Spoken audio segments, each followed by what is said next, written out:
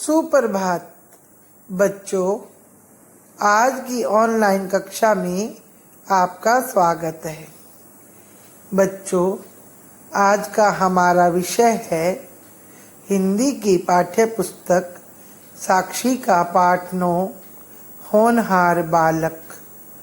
बच्चों, इस पाठ में एक छोटे बच्चे के दृढ़ निश्चय और निर्भीकता के बारे में बताया गया है।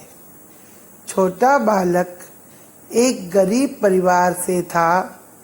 वह अपनी माँ के साथ रहता था। वह अपने मित्रों के साथ वन में गायें चराने जाता था। वहाँ वह अपने मित्रों के साथ राजा चोर सिपाही का खेल खेलते थे। बच्चों, वह छोटा बालक बड़ा होकर अपने दृढ़ निश्चय और निर्भीकता के कारण मगध का राजा चंद्रगुप्त मौर्य बना। उनको राजा बनाने में चाणक्य, जो कि एक ब्राह्मण थे, उनका दूसरा नाम कौटिल्य था, उनके प्रयासों से यह संभव हो सका। बच्चों, आज हम उस होनहार बालक के बारे में पढ़ेंगे। तो आइए बच्चों, अब हम पाठ का वाचन करते हैं। एक ब्राह्मण था। काला रंग, दुबला पतला शरीर, सिर घुटा हुआ तथा सिर पर लंबी चोटी। नाम था चाणक्य।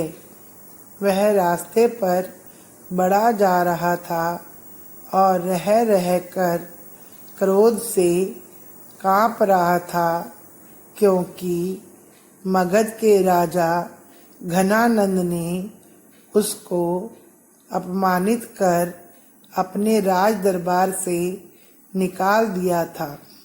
बच्चों, इस अनुच्छेद में आए कठिन शब्द इस प्रकार हैं: ब्राह्मण, चाणक्य, घनानंद, अपमानित।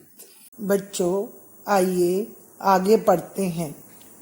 क्रोध की अधिकता में चाणक्य ने चलते चलते ही अपनी चोटी खोली और प्रतिज्ञा की कि जब तक वह घनानंद को राज सिंहासन से उतार नहीं देगा, तब तक अपनी चोटी में गांठ नहीं लगाएगा। ऐसा प्रण कर चाणक्य आगे बढ़ा। वह अभी कुछ ही डग आगे चला था कि उसकी दृष्टि कुछ बालकों पर पड़ी, जो आपस में राजा प्रजा का खेल खेल रहे थे। खेल में एक बालक सम्राट बना था, जो एक टीले पर विराजमान था।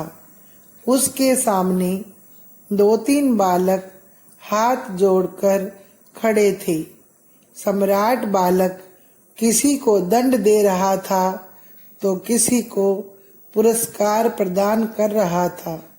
चाणक्य ने जब सम्राट बालक को देखा तो देखते ही उस पर मोहित हो गया।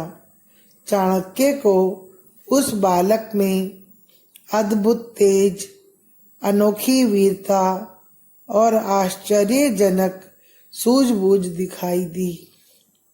बच्चों, इस अनुच्छेद में आए कठिन शब्द इस प्रकार हैं: प्रतिज्ञा, दृष्टि, सम्राट, विराजमान, पुरस्कार, अद्भुत।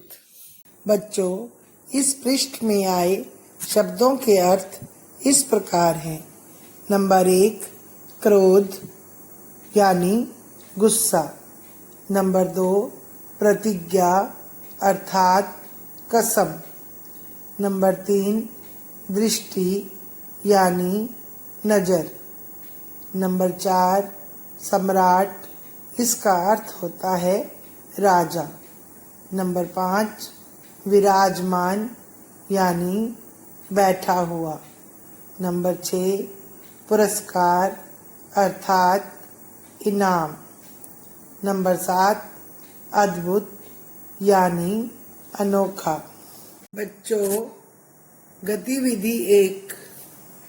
यदि घर के कुछ लोग किसी समस्या पर बात कर रहे हों और आप उनके पास बैठकर पढ़ रहे हों तो आप क्या करेंगे?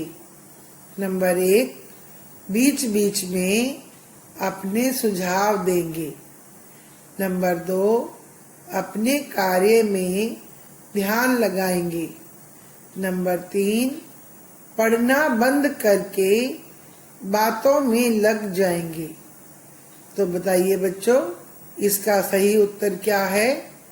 इसका सही उत्तर है अपने कार्य में ध्यान लगाएंगे।